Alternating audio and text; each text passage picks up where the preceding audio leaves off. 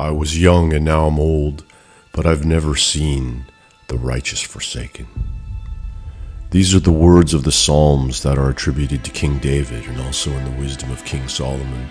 This is the principle that for the wisdom of God to be realized on earth as in heaven requires the passage of time, sacrifice, and great perseverance.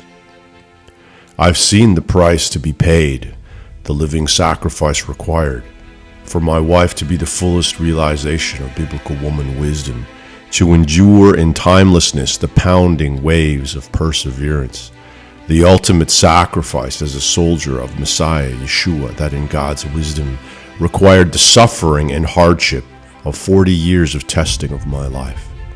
God testifies to the golden waves of blessing that approach the shore in a calm reality, yet God has required the passing of time to see a full and complete generation from childhood grow into adulthood and have children of their own, an exclusive faithfulness to a wife I've only known in God's plan through faith and vision, for my wife to be ransomed as my woman wisdom.